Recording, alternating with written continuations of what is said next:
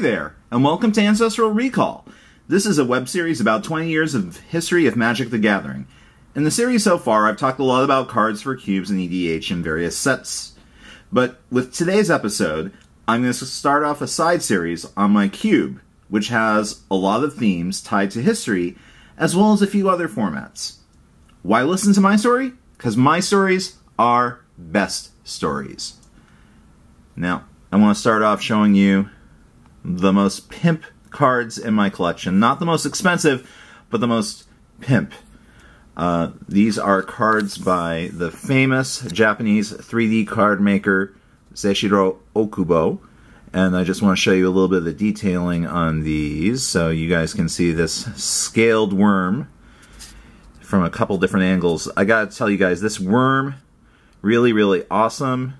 If you see this belly, like it's curved off at an angle, it is not just raised up. Like there's actual detail work, there's hatching in it. Some of it kind of sticks out. It's a little hard to show in this photo, but I got this in a silent auction. I think this was Hamamatsu 2004, not sure. And this, that was Scaled Worm, this is his signature card, Pradesh Gypsies. If any of you have seen Okubo Pradesh Gypsies before, it's definitely one of his favorites. He does things, the faces are 3D, the detail on the woman's hair is fantastic, the loving art on the horse is cool. Now the card is nothing special, you can tap it, pay 1 in the green to give a creature -2/-0 until end of turn, but, I mean it's a 1/1. For 3 mana, kind of expensive, but this is definitely one of the coolest cards from the dark. And then, La Crème de Résistance, Piece de Résistance, I should say. This is an alternate art foil Japanese coffin puppets. I'm pretty sure this was in the web coverage of one of the GPs where I got it from Okubo, and you can see this incredibly nasty looking ghoul ripping open the doors, and there's this horrible ooze in front of it.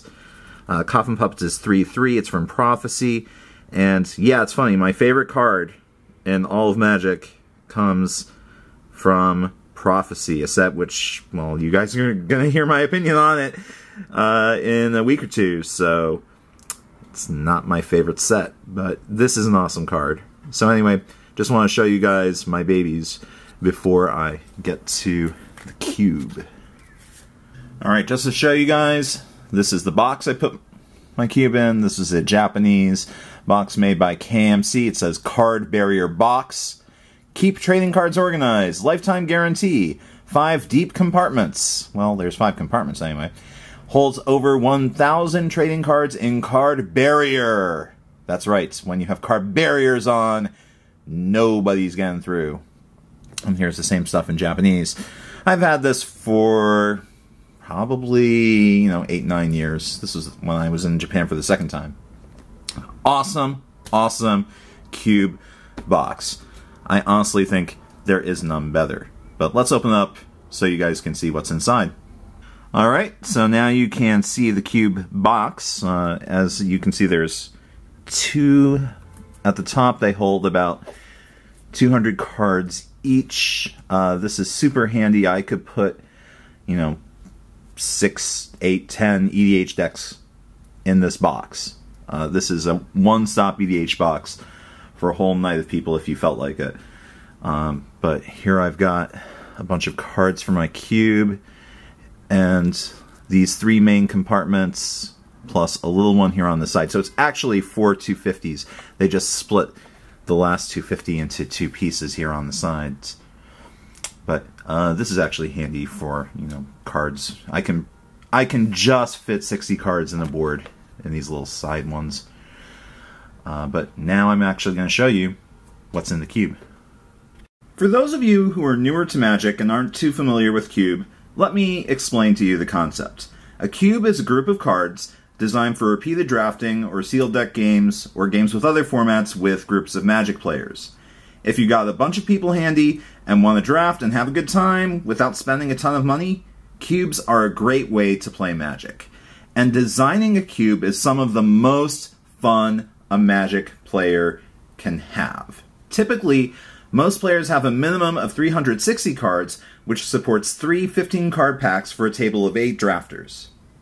You can have cards that occur more than once in the cube, such as Giant Growth, Disenchant, Counterspell, Lightning Bolt, or Doomblade, just to name some 5 staple effects. And these 5 effects also reinforce the classical identities of the colors. But most players like to try to keep their cube singleton in order to add more spice. If you see a card, you know no one else has it. Some players like to have larger cubes that go up to 720 or more cards to allow themselves to support sealed deck play or to add more variation to games. So if you're just doing an 8-player draft with a 720 card cube and you want to draft a Soul Ring, or you're thinking about who has Soul Ring, there's a 1 in 8 chance that you'll open it in a 360 card cube, and a 1 in 16 chance if there's 720 cards.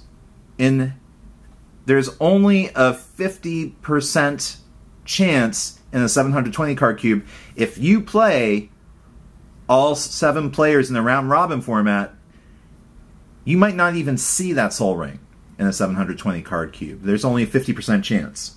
So 720 card cubes have a lot more variation. You have no idea what might show up with draft, although if you're playing sealed deck and everyone gets, say, 6 boosters, well, yeah, then someone's going to get the Soul Ring. When you're talking about staple effects, you're going to see lots of different versions. Giant Growth, Wild Size, Sylvan Might. Resize might take up 4 spots in the 720 card cube if your cube cares about winning fights. Now, I used those examples for a reason, because my cube is not about playing the most powerful cards in Magic history.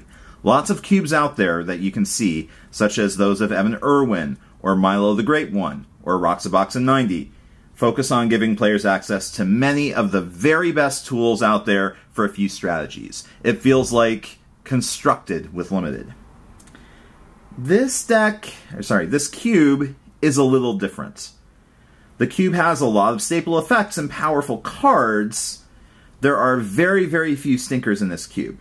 But instead of giving players all the best tools of all time, I want a mix of some of the best limited cards of all time in strategies and with mana curves that are much more designed to emulate traditional limited gameplay.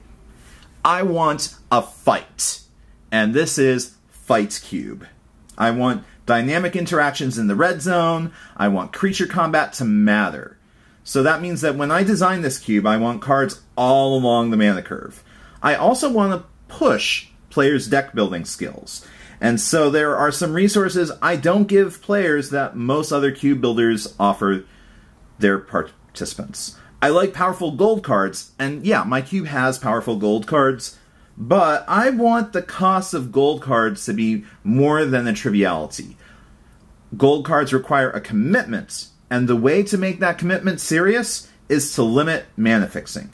Green gets access to better fixing than the rest of the colors, as been the case for much of the game's early history. So if you're playing some multicolored formation that's not green, you might have to push yourself. You might have to limit the range of your spells because you're not going to have a mana base that supports craziness unless you dedicate a lot of draft picks to it. There are no shock lands in this cube. I have a complete set of shock lands. It's not a question of price. I have fetch lands in my collection. I don't put them in here. I want players to work for their mana. So, let's get into the lands first so you guys can see what this cube is about. So, I do have Azorius Chancery, which is a really awesome Karoo. This is from original Rav block. Arcane Sanctum. Yep. Solid card. Supports 3 colors of mana. This is from Shards block. Azorius Guildgates. Yeah, not as good as the Karoo. Lots of people don't like putting these in because they're unsexy. They come into the battlefield tapped. I want people to feel that price. Boros Garrison, yeah, we've got the Karoo here. This is a strong land. And we've got the Boros Guild Gates. Not nearly as good. Calciform Pools. For Azorius, we've got a storage land that helps you build up lots of mana. This is actually a pretty strong card for a number of strategies, especially control. Crumbling Necropolis, another 3-color land. Dimmer Aqueduct. Yeah, I'm going to give some guilds their Karoos that aren't green. Dimmer Guildgates. Golgari Guildgates. No Golgari Karoo. One of the reasons why is because if you guys take a look at the cube list, I have a URL in the description below, you'll see everything that's here. Golgari gets some additional support in green, so I didn't feel like it needed its Karoo. Gruul Guildgates, Gruul Turf. Is it Boilerworks? Yeah, I don't even support the Guildgate here for flavor reasons. Dromar's Cavern. We have one of the lair lands. And this is from Planeshift. When this comes into play, I mean, it's untapped, and you can tap for Esper mana, but you have to bounce a land back to your hand. That's not a lair land. This is an interesting cost. It slows you down in terms of total mana development, but it's a neat dual land. Mirrodin's Core. This is one of the 5-color lands in the cube. Very, very few. And yeah, it is slow, but I want players to pay for it. Orzhov Basilica, Karoo, Guildgates, Quicksand. This is one of the utility lands in this cube. Does kill lots of little things. This deck has a large number of 2-drops, so this is actually quite relevant for control decks. Raging Ravine, yeah, check this out. Gruul gets to have one of the manlands, because I feel like Gruul is one of the most manlandish colors. Raging Ravine can get bigger and bigger. Rakdos Carnarium, Rakdos Guildgates, Rupture Spire. Yeah, I mean, if you want all 5 colors, this is the price you're going to pay. The green-white storage land. To me, it just seems like green-white is one of the saving for winter colors. It's organized and natural. So I do want this card to be a nice mana producer for Selesnya decks. Savage Lands, Selesnya Guildgates. Ooh, I've got some other support for Selesnya, so no Selesnya Karoo. Simic Growth Chamber, Simic Guildgates, 2 Terramorphic Expanses. Yeah, this is not a singleton cube. Terminal Moiraine. It's a really bad version of Terramorphic Expanse. Treetop Village. Classic Green Manland. Urza's Factory. Another solid utility land. I mean, it costs a lot, but in the late game, this can be a winner because you're spitting out 2/2 tokens for a major, major cost. Vivid Marsh. Vivid Meadow. A little more 5-color supports. So now that we've gone through the lands and you can see how much fixing, or lack of fixing, there is in this cube, I'm going to show you the gold cards. Now, one of the things I also want to mention is that my cube is designed to support a very fun format, Momir Basic. In Momir Basic, you take all the creatures out of the cube and sort them by converted mana cost, and throw all the spells in another pile. You can do the spells as basic lands that tap for any color, or you can have them be basic lands of the appropriate color of the spell, with artifacts tapping for colorless. The lands aren't that big a deal, you can work it out, but I have people start off with 5 lands, and they draw a land every turn.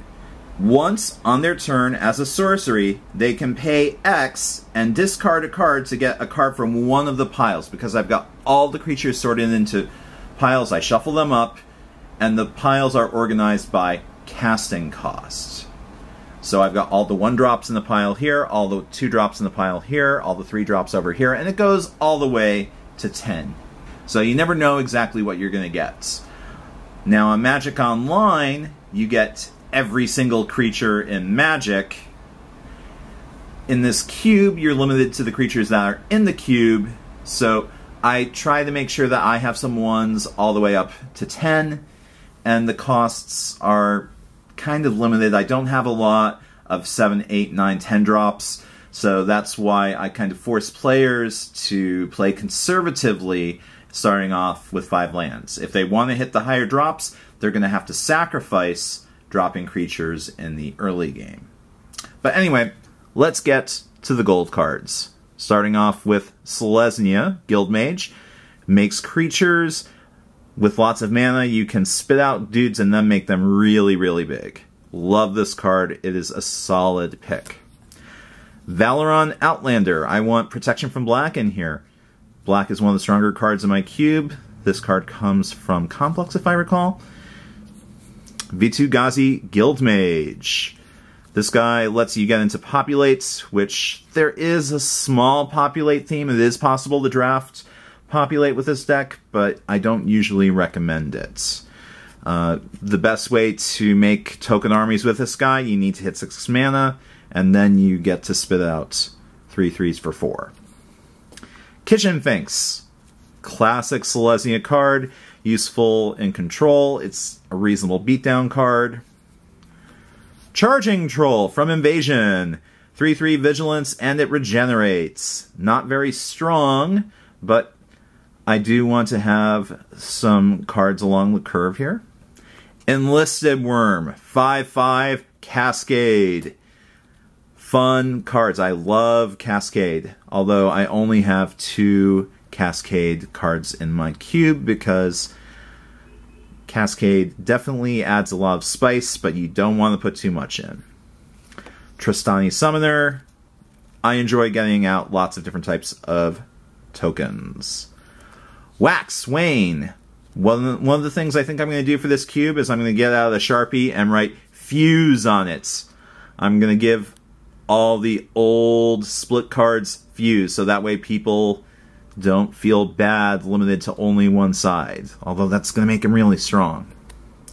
Alive and Well, another split card which actually does have Fuse.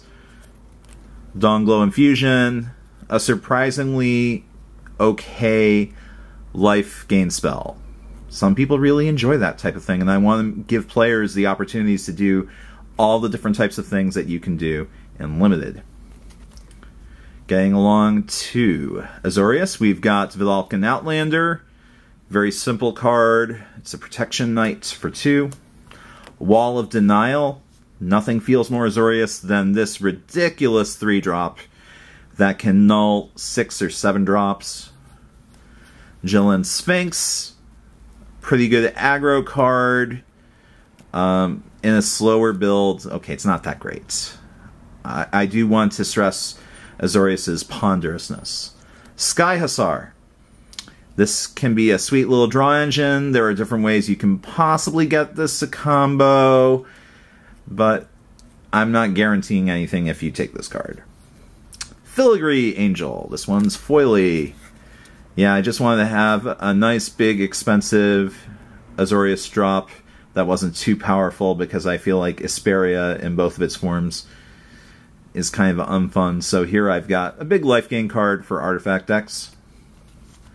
Vanish into Memory.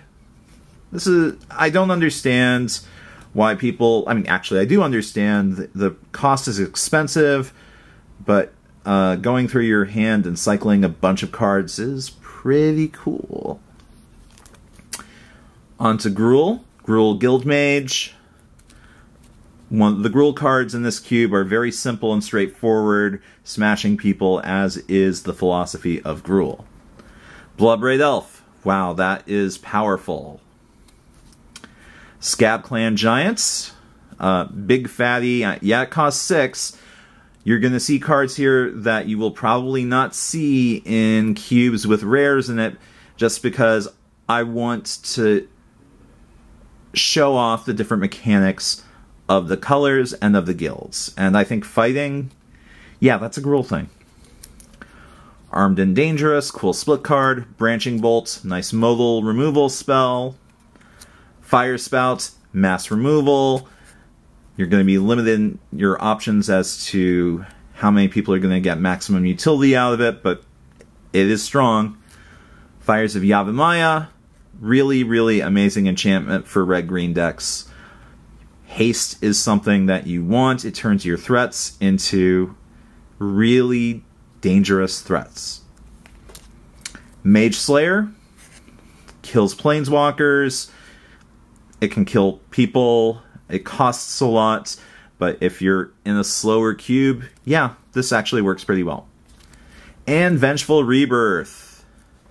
Burn plus Regrowth. It's expensive, 6 mana, but when you play it, damn, it feels good to be a gangsta. Shivan Zombie. Moving into Rakdos. Protection from white. Straightforward. Terminate. Y'all terminated. Just a solid, no questions asked removal spell. By the way, I don't think there's hardly... there are like 2 or 3 cards with hexproof in this cube. Spike Jester. That's efficiency for 2 mana. Fumbling. Kulrath Knight. This definitely adds a lot of spice to decks that don't have +1/+1 or -1/-1 counters, because it can just randomly hose opponents. By the way, if you have +1 or -1 counters, Kulrath Knight doesn't care. Kervik the Merciless. He hammers people repeatedly. Ooh, solid card from Time Spiral. I mean, Olivia Voldaren is obviously a much better Rakdos general in EDH, but Olivia just hates on creatures overall. I hate it when opponents play Olivia. Kervik, a little more fair. Definitely scares people when he hits the table, but he's still fairer. Lightning. Not fun, but Rakdos sometimes is about denying people fun. Bituminous Blast, another solid removal spell with Cascade. And the little scene, Fumarole from Ice Age. 3 black-red, pay 3 life, you get to destroy target creature and target lands. And while it won't hit creatures with protection, damage preventing or redirecting damage cannot be used to counter this loss of life. Okay, so this is an escape clause, which means you can't use Circle of Protection to avoid paying the cost of the spell. In House Dimmer, we have the Guild Mage. I'm going to zoom in a little closer so you guys can get an easier job reading that text. 2/2. I'm going to pause for a sec. Tidehollow Strix. 2/1 flying death touch for 2 mana. It's a reasonable attacker, even better blocker. This is what Dimmer wants to buy time. Psychotog. Dr. Teeth. Scary card. Blizzard Spectre. Yeah, you can do half of recoil when it hits the other guy. You can force them to discard, or you can bounce one of their perms. It's a little expensive, but it does cool stuff. Haunter of Nightvale shuts down weenies, and it just makes attacking for your opponents miserable. Far and Away, really handy removal spell. Deny Reality, bounce plus Cascade. And now we are into Boros. I felt like my cube needed a little more aggro, so if you guys look at the numbers of the enemy guilds, Boros gets the most love. We've got Figure of Destiny, who can turn into a giant beast. Boros Guild Mage, giving you the ability to direct the flow of combat. Goblin Legionnaire, it's a removal for a little guy. You can even save big guys with it. Stun Sniper, it's a tapper, and occasionally it kills a weenie. And yeah, the mana cost is a little high though, so a little frustrating, but you need cards like these to simulate classic limited gameplay. Spitmare. Turns out to be a really solid blocker. It can kill lots of things. I feel like Boros Reckoner is often a little too unfair, and this is a more fair version. Lightning Helix. Can't go wrong. Order and Chaos. Another card I want to put Fuse on. You can remove target attacking creature from the game, and creatures can't block this turn. Okay, guess what? This one doesn't want Fuse. Captain's Maneuver. I feel like a genius every time I play this spell. It is a bloodbath every time. And is it Spellbound Dragon? This is Niv Mizzet's little buddy. Helps you cycle through your hand. And, oh yeah, speaking of Niv Mizzet, here he is. This is the Draco Genius. I want him to be doing a little more, although, yeah, he does do silly things. Is there curiosity in this cube? I forget. I really want to know. Fire Ice. Yep, classic spell. You can tap things for tempo, or get some guy in, or you can burn 2 little things, or 1 2 toughness thing. Not sure if I'm going to write Fuse on it or not. Electrolyze. Great removal spell. Turn and burn. Again, great removal. And in Simic, Gaia's Skyfolk. 2/2. Flying for 2 mana. Straight up. No protection, but flying's nice. Trigon Predator. Blow up lots of enchantments and artifacts. This is a serious threat. Winged Coatl. Nice blocker, not a great attacker, but, you know, flash, flying, death touch. It's going to get rid of a bigger card that costs more. Give and Take. Not sure whether this is going to work out, but I do like having a lot of split cards, and I think this is better than Reality and Illusion. Crassus Incubation. Sometimes we need to have removal spells. This card will remove a threat from your opponent's side in terms of the red zone. For Golgari, we've got Putrid Leech. Classic 2-drop. Doesn't have protection, but he hits hard. Dregmangler. Hasty 3/3 beater. Late game, Scavenge is no small potatoes. Deity of Scars. Yeah, look at that mana cost. 5 hybrid. 7/7 trample. You can really 5/5 when it comes into play, but you can remove counters from him to regenerate. Pretty awesome beater. I wish I saw him get played more. Nath of the Guildsleaf. Oh, people do not like this card as a commander in EDH. Nobody likes discard. But for Cube, it's fair game. Vulturous Zombie. In group games, he gets so big. Lots of fun here. Down and Dirty. We've got discard and regrowth combined on a spell. There's not a lot of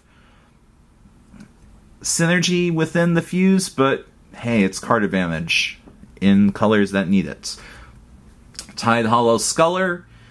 For Orzhov, we've got a nice little disruption spell. It's Duress for a short time on a 2/2 body. Necrotic Sliver. Vindicate on a stick. Unfortunately for people, there's not a lot of Sliver support in this cube. Just look at it as Vindicate on a 2/2 stick. Profit and Loss. I wanted to make sure that I had lots of split cards in this cube, and yeah, Orzhov split cards are just lousy. Mortify, versatile removal. Necromancer's Covenant. You know, when you've got lots of games that go long, lots of slogging, creature thud fights, Necromancer's Covenant is going to win games.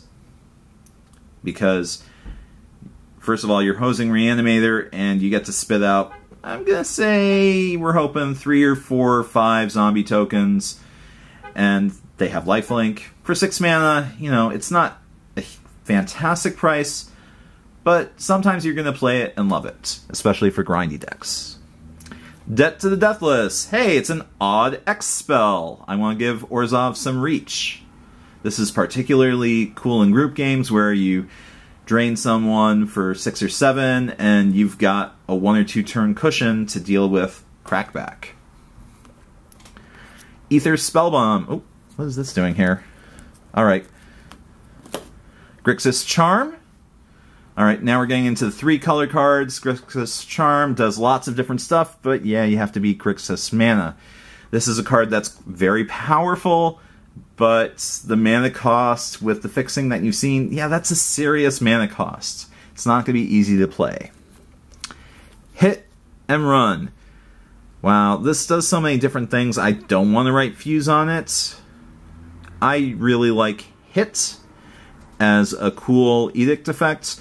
Run can be also pretty awesome. It's a mini overrun. It doesn't pump toughness, but if you got 4 or 5 guys, giving them +4/+0 and trample, yeah, that. Oh wait, doesn't give trample, but still, Run's a nice option. Magister Sphinx. This is particularly cool in group games. If there's some guy who has totally abusive life tricks, cut them down to size. Pure and Simple. I mean, it's just removal. Not the best removal, though. This is kind of a dud. Rock's Warmonk. I wanted to put a 3-color card in for each wedge, or each shard. Yeah, Rock's Warmonk, not amazing, but 3/4 lifelink. I mean, if you really want to try to play 3 colors, it's there. Rise and Fall. So many shenanigans with this. This one also does 2 drastically different things. I don't think putting Fuse on this card makes sense. Sonai Drake. 3/1 flying, haste for 4 mana. It's a little rough, but it's got a little bit of flexibility, and I just want to put a little hybrid mana in there. It's a reasonable beater. Slave of Bolas. Pretty awesome removal spell. You get to hit someone with the creature that you're getting rid of, 1 shot. And finally, Woolly Thoktar in Naya colors. I don't think that there is a Jund 4-color theme here. That needs to get fixed. But, yeah, honestly, most of these 3-color cards, they're traps, aside from the ones with hybrid. Okay, this video is running a little long, so we're going to cut it here. I hope you guys enjoyed it and are getting to see a little bit of the philosophy behind my cube. I think one of the fun parts of deck building is making hard decisions and learning when you make mistakes. And as you guys can see, the power of this cube, not nearly as high as people who want to simulate Constructed, but if you've seen these cards in limited play, so many of these are really good limited cards. I want my cube to feel like you're playing with one of the best draft decks ever, but it certainly doesn't feel like traditional cube archetypes like the ones you see on the Magic Online cube. Anyway, I hope you guys enjoyed this video. If you did, please click like. And if this is the first time you've seen one of my videos, please subscribe. I'm sure you'll enjoy my retro set retrospectives and reviews. I occasionally do top 10s and other things, but I'm going to try to make a couple more videos focusing on this cube. Please be sure to check out that list below. I want to hear your comments, so please leave comments below. I really do appreciate them. This is Eli Kaplan for Ancestral Recall, signing off. Good games, and good luck.